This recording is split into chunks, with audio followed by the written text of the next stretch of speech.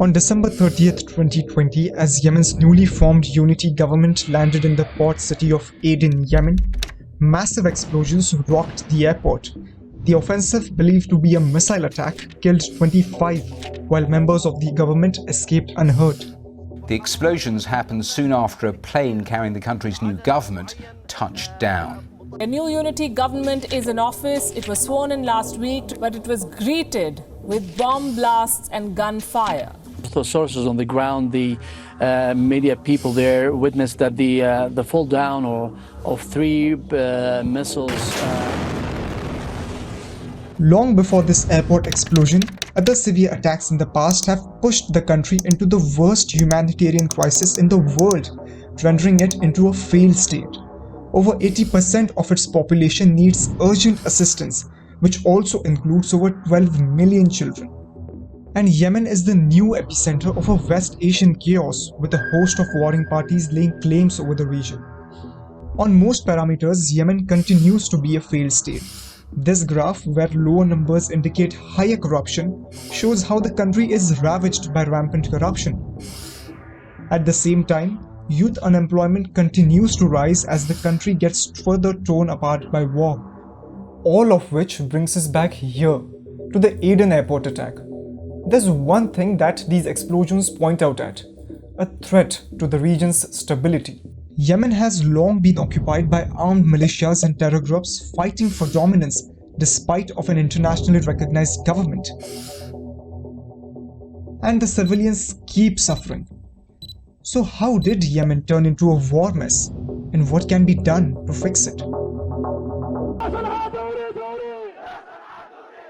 In 2011, as a series of massive anti-government Arab Spring uprisings gained momentum and swept West Asian countries, a host of anti-regime protests against rising unemployment, poverty, corruption, and authoritarianism of a long-ruling regime also gained ground.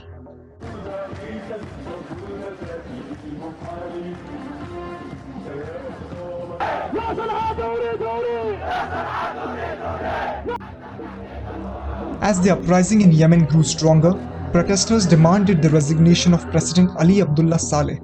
Saleh had controlled modern-day Yemen since the 1990s and was now seeking to be president for life.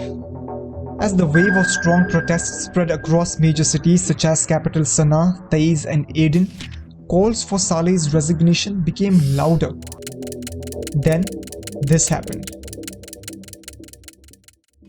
There were more protests across the Middle East today. Police opened fire on protesters in Yemen.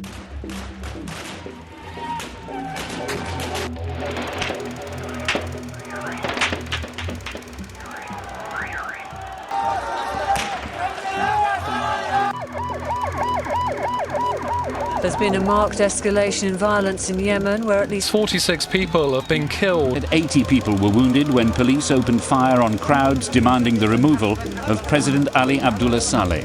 There are cases where the head is broken into two, and in some cases half of the head is missing. In most cases, the victims are targeted in the head, the neck or the chest. As Saleh proceeded to crush the protests with violence, powerful members such as Sheikh Sadiq al-Ahmar and Major General Ali Mohsin al-Ahmar broke away from the regime and joined the protesters. Following the violence, the Saleh government faced a massive wave of defections as top army commanders and diplomatic service members quit his government. Tensions between the Sheikh, who is also the leader of the powerful Hashid Tribal Federation, and Saleh intensified. Loyalist forces from both parties heavily attacked either sides. Most of the violent fighting was concentrated in the capital, and this came to be known as the 2011 Battle of Sana'a. As violence attracted global reactions, international support for Saleh started to erode. The Saudi-led group of Arab countries known as the Gulf Cooperation Council, or the GCC, raised a settlement where it proposed Saleh's resignation. The vice president, however, would be appointed president, after which he would have to call on for presidential elections. While on the same hand, the current president would be granted immunity from legal as well as judicial prosecution.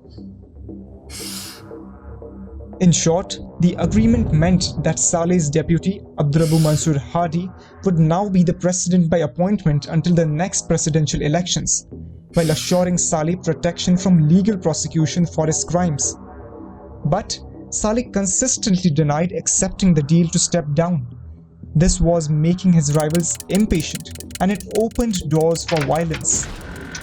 Saleh was severely injured in a failed assassination attempt as a bomb exploded near the presidential compound. Finally, Saleh relented, and later Abdurrahman Mansur Hadi, the only candidate for presidential elections, was elected president with a 99.9% vote share. But things were not easy for the new president. President Hadi found himself scaling an enormously complex conflict. He had to conquer over the country's violence, a broken economy, and a fractured form of governance. Former President Saleh had once compared ruling over Yemen as to dancing on the heads of snakes. He was right in that very sense. Prior to the 2011 revolution that had turned violent, the country was already mired in deep conflicts, and its civilians had experienced unprecedented levels of brutality. The first thing to understand is the country's history. Before 1990, the region was divided into two major countries. North Yemen, backed by the US, with Ali Abdullah Saleh as its president, and South Yemen, backed by the USSR, with Ali Salim al-Baid as its president. In 1990, as the Soviet Union imploded and new oil fields were discovered in the north and the south, while more was expected along the border region, both the countries were unified into one Republic of Yemen. North's Saleh became the first president, and South's Baid became the vice president under a power-sharing agreement. But with 1993 elections, the country's political prowess showed signs of fragmentation. Out of 301 seats, Saleh's General People's Congress and the Yemeni Congregation for Reform, or Al-Islah, a northern Islamist tribal alliance, secured the majority of seats, as opposed to South's Ali Salim al-Baid's Yemeni Socialist Party, or the YSP. Election results heavily represented the northern parties, and this heightened political tensions among the leaders of the South and the North. For the southern leaders, this felt like a northern dominance closing in on them, as well as exploiting their resources. As a result, southern leaders seceded south as they felt the need for the new Democratic Republic of Yemen in the south. Tensions heightened, and it sparked a civil war in 1994. The Southern Air Force loyal to Baid, who had seceded to Aden, bombed the capital Sana'a and other northern regions, while the Northern Air Force loyal to Saleh bombed the southern city of Aden, fueling more violence. Eventually, the northern offensive took control over Aden, and the civil war ended, but secessionist feelings remained. In October 2000, militants from the Al-Qaeda bombed US Navy's USS Cole, a guided missile destroyer that was being fueled at the Aden port. The attack killed 17 US Navy sailors while wounding 37 others. Moreover, Al-Qaeda's September 11 attacks prompted severe reactions in the United States. Over the years, the Al-Qaeda insurgency in Yemen had strengthened as it carried out suicide attacks in Sana'a while attacking the Yemeni army, as well as militarily seizing the city of Zinjibar. These attacks defined the presence of a violent terror front in the country, the Al-Qaeda in the Arabian Peninsula, or the AQAP. Another major player in this conflict are the Houthi rebels, who have aggressively asserted their presence in the region. While the West Asian region is ideologically recognized on the basis of a Sunni-majority Saudi Arabia and a Shia-majority Iran, the Houthis in Yemen are Zaidi Shiites. Under the leadership of Hussein Badruddin al-Houthi, the group emerged in northern Yemen in the 90s as a resistance to President Saleh and charged him with massive corruption. Over the years, the rebellion consolidated its presence. It came to be known as Ansar Allah, or supporters of God. Moreover, the 2003 US invasion of Iraq deeply radicalized the Houthis, who saw President Saleh as pro-American. As the rebellion against Saleh gained renewed traction, he saw this as a threat, and in 2004, his forces killed Hussein Badruddin al-Houthi, sparking one of the most violent insurgencies in the country's history. However, Hussein al-Houthi's younger brother, Abdul Malik al-Houthi, took charge of the rebellion. Over the years following the killing, the situation had worsened as the Houthis and government forces fought 6 wars from 2004 to 2011, killing thousands. The conflict had escalated after the government decided to use an iron fist against the Houthis and launched Operation Scorched Earth in 2009. The government forces and the Houthis, both equipped with weapons, launched a severe offensive against each other. Yemeni troops clashed with the Houthis in rebel-held territories, spilling violence and causing casualties. As fighting continued, the Houthis accused the Kingdom of Saudi Arabia of supporting Yemeni forces against them and attacked the Saudi border with Yemen. The kingdom responded, now by strengthening its own border and striking the Houthi occupation. The domestic conflict now had an external party at war. In 2007, there was another separatist tendency taking shape in the south of Yemen. This political movement, called as the Southern Movement or the Al-Hirak, demanded a return to the former independent state of South Yemen, just like that of 1993. All of these developments meant that by 2010, Saleh was countering major security and political threats.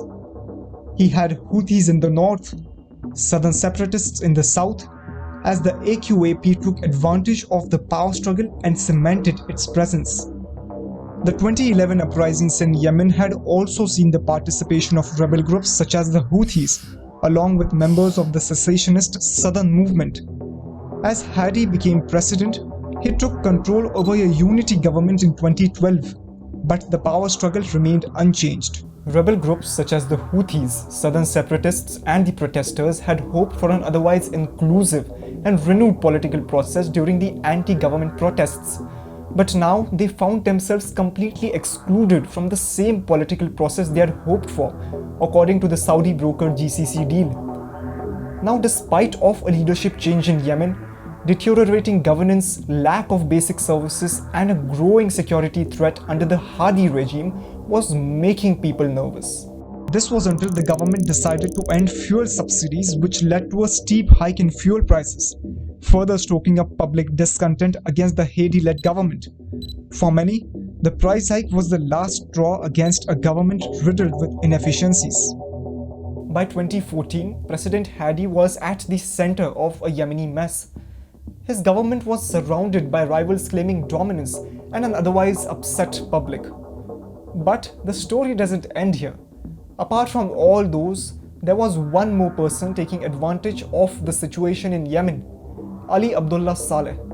While Saleh was out of office, he had maintained an intricate web of loyalists from tribal groups as well as the military, and he was closely observing the developments in his country.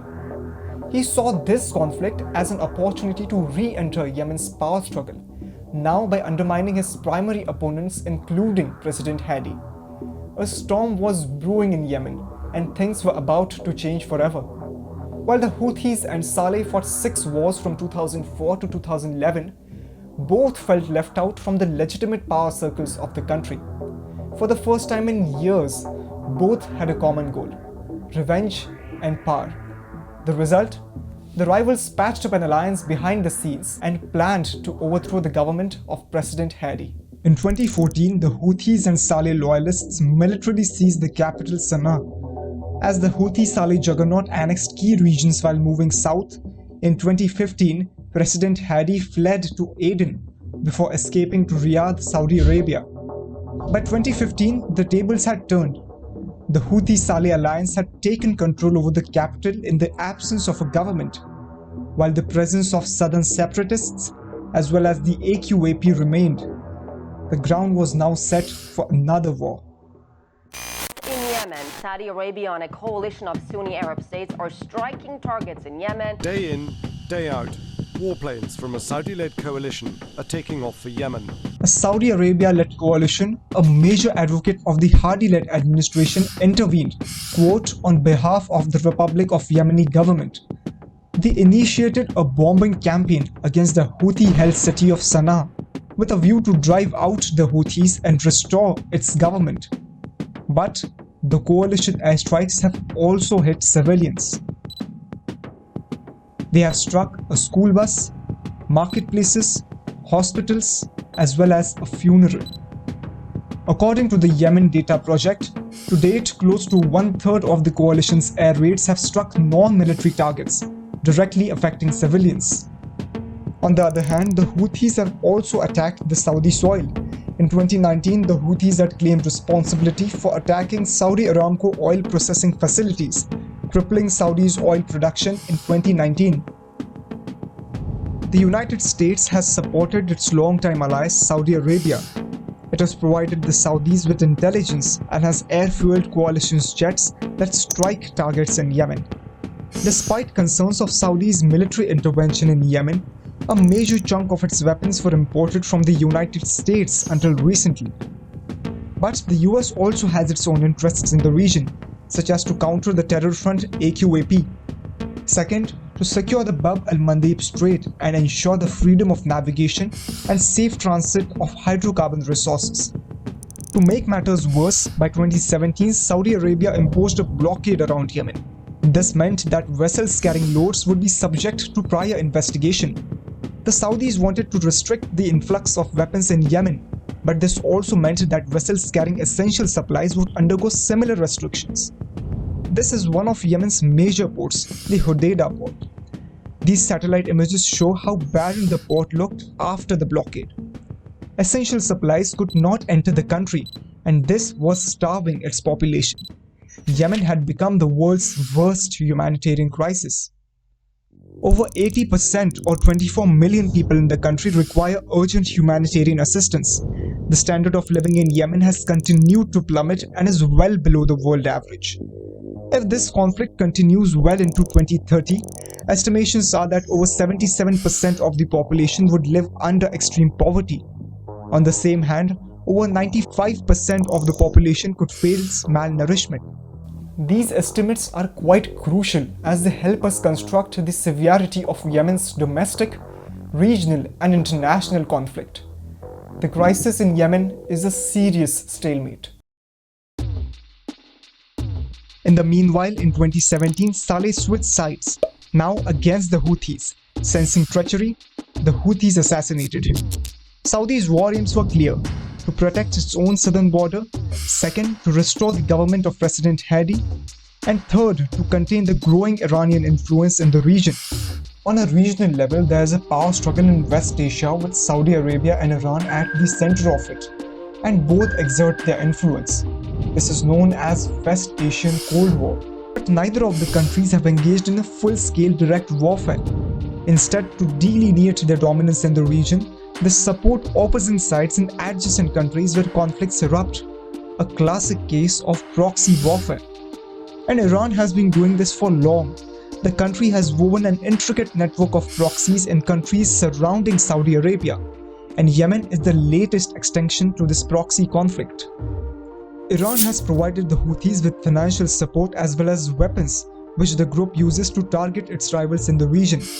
Saudi Arabia, surrounded by Iranian proxies, considers this as a threat. This is why it was bent on crushing the Houthis. Many still believe that the Houthis in Yemen are aligned with a Shia majority Iran, as they themselves represent a branch of Shiaism. But this sectarian argument fails, as both the Houthis and the Iranians practice different forms of Shiaism.